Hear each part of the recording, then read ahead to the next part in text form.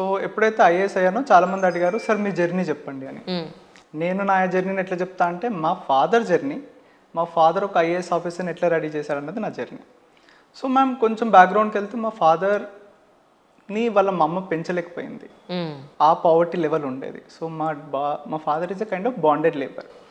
ఒకరికి ఇచ్చేసి బాబుని పెంచుకోండి, ఇంట్లో పని చేస్తాడు, ఫుడ్ పెట్టండి చాలు అని అట్లా వదిలేసింది మా నాన్నమ్మ పెంచలేక. దెన్ మా ఫాదర్ వాళ్ళు ఫాదర్కి ఎవరైతే ఇచ్చేసారో వాళ్ళు ఏం చేశారంటే బాబు నువ్వు చిన్నోని కదరా, నువ్వు పని చేశాక నువ్వు స్కూల్కి వెళ్ళి చదువుకో అని వాళ్ళు అట్లా మా డాడీని చదివించారు. మా అమ్మ కూడా 7th క్లాస్ వరకే చదువుకుంది, వాళ్ళు కూడా పెద్ద బ్యాక్గ్రౌండ్ ఏం లేదు. సో మా నాన్నకి తెలుసు స్టడీ వాల్యూ ఏంటో. సో తను ఎంత పేదరికంలో ఉన్నా, ఇన్ఫ్యాక్ట్ ఇంకొక బ్యాక్గ్రౌండ్ ఇవ్వాలంటే నేను ఎప్పుడైతే పుట్టానో మా నాన్న మా అమ్మకు ఫుడ్ పెట్టలేకపోయాడు. సో అప్పుడు మా అమ్మమ్మలది కూడా మా ఊరే కాబట్టి మా అమ్మమ్మ వాళ్ళ అత్త దొంగతనంగా టిఫిన్ తెచ్చి మా అమ్మకి ఇచ్చేది, ఊళ్ళో వారు ఎవరైనా చూస్తే బాగోదు ఇట్లా అని. సో అట్లా మా అమ్మ ఆ ఫుడ్ తిని నన్ను కన్నది, నన్ను పెంచింది. సో అక్కడ నుంచి స్టార్ట్ అయింది. మా ఫాదర్కి తెలుసు ఎడ్యుకేషన్ వాల్యూ ఏంటో. సో మిగతా వాళ్ళతో కంపేర్ చేసుకుంటే నాకు ఎప్పుడు బెస్ట్ ఇవన్నీ ట్రై చేసిండు. విలేజ్లో యూజువల్లీ గవర్నమెంట్ స్కూల్ పంపిస్తారు, బట్ మా నాన్న ప్రైవేట్ స్కూల్ పంపించిండు, చిన్నదే బట్ ప్రైవేట్ స్కూల్ పంపించిండు. సో మిగతా వాళ్ళతో పోలిస్తే నాకు ఒక మంచి బుక్ కొనేనికి ట్రై చేస్తాడు. మిగతా వాళ్ళు గ్రేలో చదివితే నా కొడుకు వైట్ పేపర్లో రాయాలని కష్టమైనా కూడా కొనిచ్చాడు. మా నాన్న శాలరీ ఎంత ఉండేదండి, 4,000 5,000 నేను ఎప్పుడు 7th క్లాస్లో ఉన్నప్పుడు. తర్వాత 10thలో మంచి మార్క్స్ వచ్చిన తర్వాత ఇంటర్లో నాకు ఒక ఛాయిస్ ఉంది, ఏంటి 9.8 వచ్చింది. నేను నారాయణ శ్రీ చైతన్యకి వెళ్తేనే మంచి ఫ్యూచర్ ఉంటుందని నాకు తెలుసు. బట్ మా ఫాదర్ ఫ్యూచర్ కూడా నాకు తెలుసు, తన ఎంత ఏం చేస్తున్నాడో. సో నేను మా ఫాదర్కి ఏం అవ్వదని చెప్పా అంటే నాకు హైదరాబాద్ వెళ్ళాలని లేదు, సిద్దిపేటలో చదువుకోవాలని ఉంది. బట్ దాని వెనుక అంతరార్థం ఏంటంటే 1 lakh నువ్వు కట్టలేవు బాబు, నాకు ఇబ్బంది పెట్టాలని లేదు అని లోకల్ ప్రైవేట్ కాలేజ్లోనే చదివాను. అది అయిపోయింది. దాంట్లో ఐపీలో గుడ్ మార్క్స్ వచ్చాయి, 972. ఎంసెట్లో నా సొంతంగానే ప్రిపేర్ అయ్యాను, ఎందుకంటే లోకల్ కాలేజెస్లో ఎంసెట్ గురించి అంత చెప్పారు అండ్ ఐఐటి జేఈ గురించి నాకు తెలియదు. దెన్ ఎంసెట్ కౌన్సిలింగ్ అప్పుడు 20,000 ర్యాంక్ అట్లా వచ్చింది కంబైన్డ్ ఐపీలో. దెన్ ఆప్షన్స్ పెట్టుకునేటప్పుడు ఐ టోల్డ్ మై ఫాదర్ ఏ లై, ఆయనకి ఇప్పటికీ తెలియదు. ఏం చెప్పానంటే నాకు గుడ్ ప్రైవేట్ కాలేజెస్ వచ్చేవి, 20,000కి స్టిల్ వచ్చేవి. బట్ నేనేం చెప్పానంటే గవర్నమెంట్ కాలేజ్లో చదివితే ఎక్స్పోజర్ వస్తుంది బాపు, మంచి టాలెంట్ ఉంటుంది, అక్కడ ఎక్కువ మంది ఉంటారు. సో నేను క్యాంపస్కి వెళ్తా అని అన్ని గవర్నమెంట్ కాలేజెస్ పెట్టుకున్నా. రీజన్ బీయింగ్ గవర్నమెంట్ కాలేజ్లో 10,000 ఫీ.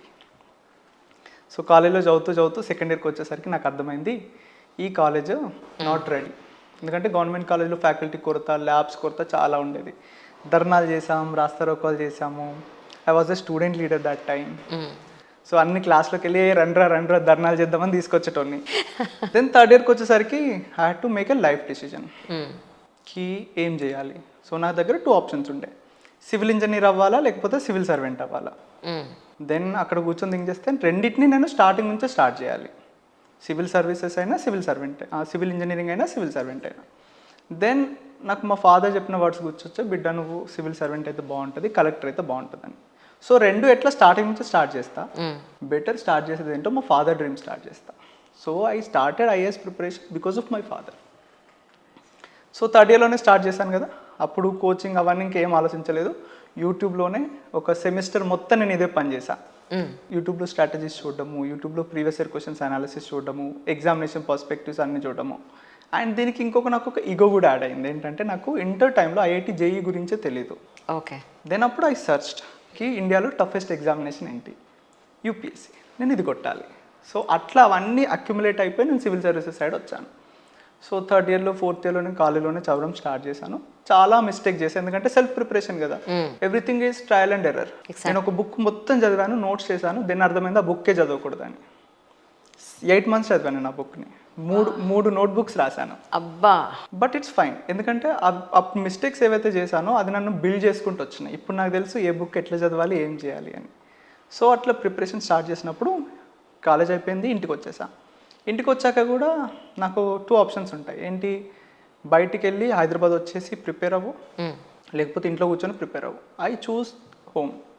ఎందుకంటే అండి మా ఫాదర్, నేను ఎప్పుడైతే సివిల్ సర్వీసెస్ ప్రిపరేషన్కి వచ్చిందో మా ఫాదర్ శాలరీ చెప్తున్నాను, ఎందుకంటే కాంటెక్స్ట్ కోసం. ఇట్స్ 8,500. 8,500లో మా daddy Kondapak to Siddipet 20 kilometers daily travel చేయాలి, అండ్ మా మదర్ని చూసుకోవాలి, 2 పిల్లల్ని చూసుకోవాలి. మీరు మీ తర్వాత తమ్ముడు. తమ్ముడున్నారు. సో నేను మా ఫాదర్కి ఇంకొక అడిషనల్ బర్డెన్ ఇవ్వలేను. హాస్టల్ ఫీ కట్టాలి, నా ఫుడ్ ఖర్చులు పెట్టాలి, బయటకు వస్తే కొంచెం చిన్న చిన్న ఖర్చులు ఉంటాయి. సో వాట్ ఐ డిసైడెడ్కి నేను ఇంట్లో ఉండే ప్రిపేర్ అవుతా. ఇబ్బందే, ఎవ్వరూ బిలీవ్ చేయలేదు. మా ఫాదర్కి అయితే ఎంతమంది చెవులు కొరికారోకి ఇక్కడ ఉంటే అవ్వదు, టైం వేస్ట్ చేస్తున్నాడు పిల్లాడు, హైదరాబాద్ పంపి. ఇన్ఫ్యాక్ట్ మై ఫాదర్ కూడా నాతో 2-3 టైమ్స్ ఈ మ్యాటర్లో హీటెడ్ డిస్కషన్స్ అయినాయి.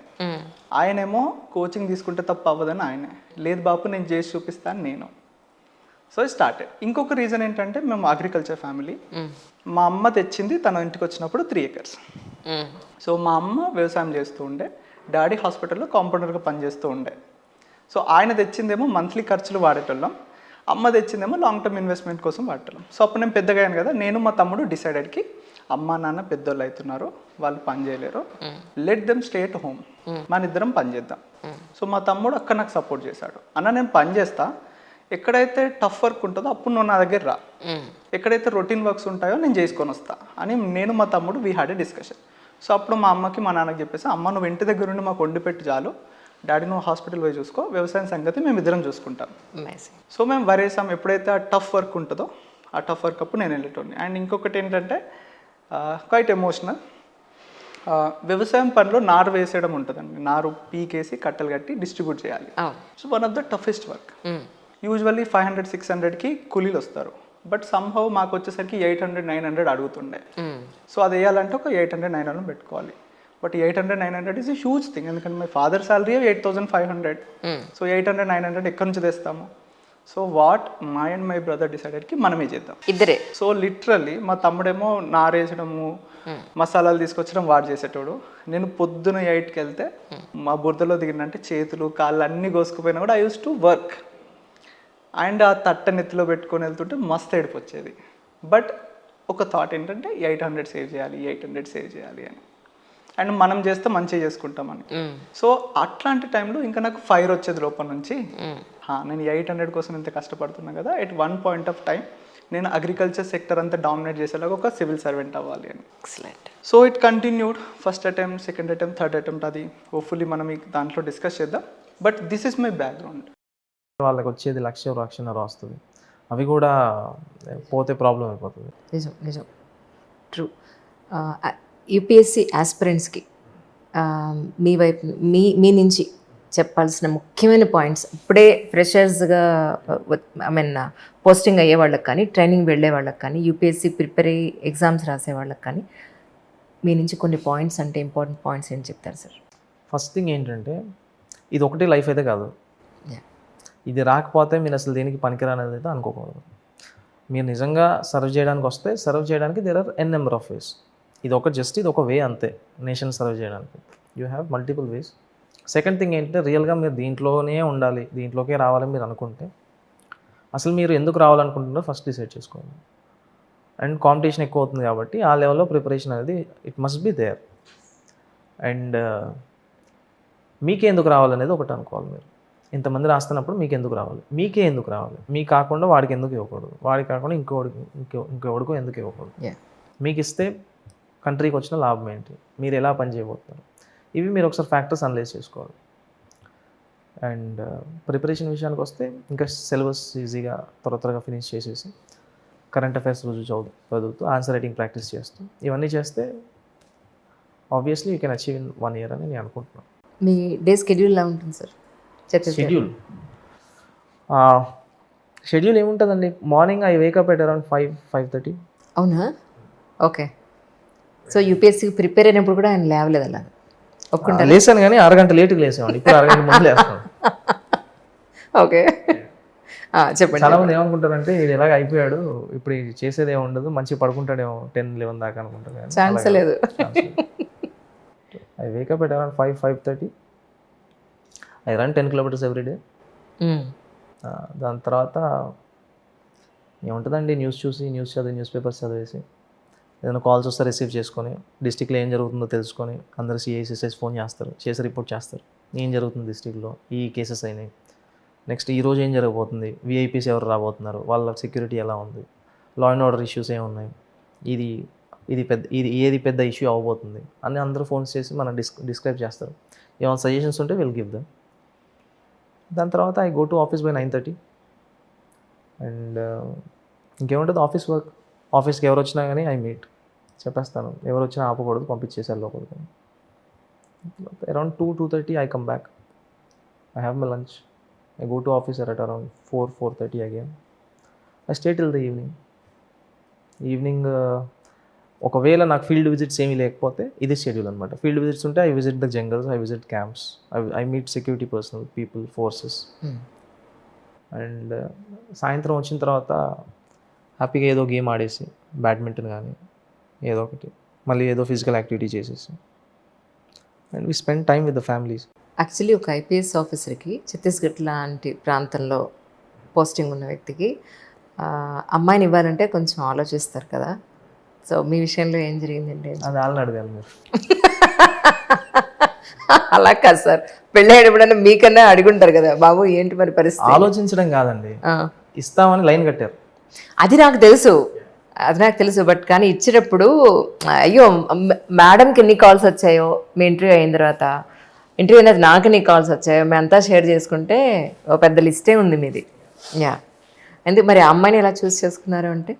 మా డాడీ చూస్ చేసి ఓకే చెప్పు అంతే. నిజం చెప్పాలంటే నేను ఎంగేజ్మెంట్ రోజు చూసాను అమ్మాయిని. నమ్మచ్చా? నమ్మచ్చు. ముందే అమ్మాయిలు మీరంటే బోల్డ్ అంతమంది ఉన్నారు, ఇప్పటికీ ఉన్నారు. We talk down video calls obviously. That's really good sir. నేను ఏమనుకున్నా అంటే ఎవరిని పెళ్లి చేసుకున్నా ఒకటే అనుకున్నాను యాక్చువల్లీ. అదేంటి సార్ అంత మాట? ఎడిట్ చేస్తారా దీన్ని? ఎడిట్ చేయను. చేయమంటారా? అవసరం లేదు. మీకు ఎందుకు చెప్పండి అసలు.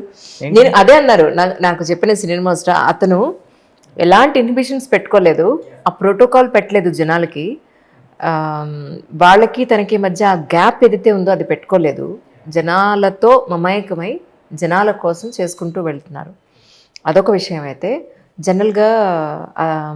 జనరల్ పబ్లిక్ ఏ ఇష్యూ ఉన్నా లేకపోయినా మీడియా వాళ్ళు కానీ చాలా ఇప్పుడు కాదండి, ఇప్పుడు లేదండి, లేదంటే ఉన్న విషయం దాచేసి ఇంకేదో చెప్పడం, ఇలా ఏది చేయకుండా ఓపెన్గా మాట్లాడడం అనేది ఒక కొత్త ఎరా తీసుకొచ్చాడు అతను. సో అది ఒక కొత్త మార్పుకి దారి తీస్తుంది డెఫినెట్గానే. చాలా హ్యాపీగా ఫీల్ అయ్యి చెప్పారండి, సీరియస్లీ. సో అలాగే నేను అదే అంటున్నాను, మీరు ఏదైతే మీరు సాధించారో అది మీకు ఎక్కడ నెత్తికెక్కకుండా అదే డౌన్ టు ఎర్త్గా ఉన్నారో అంటున్నాను నేను. అనేది తెలుసు కాబట్టి నెత్తికెక్కదు అసలు. జనరల్గా ప్రపంచవ్యాప్తంగా జరిగే క్రైమ్స్కి డిఫరెంట్ సినారియోస్ ఉంటాయి. ఇప్పుడు మీ దగ్గర ఛత్తీస్గఢ్లో క్రైమ్స్ జరగడానికి మేజర్ రీజన్ ఏం కనిపిస్తోంది మీకు అక్కడ? అంటే పెరుగుతుందా లేకపోతే తగ్గుతుందని అనుకోవచ్చా? Crime obviously it will be on rise anywhere. If you take not just in Chhattisgarh, crime అనేది మనిషి పుట్టినప్పటి నుంచి ఉంది, అది పెరుగుతూ పోతూనే ఉంటుంది, ఎప్పుడు అది తగ్గదు.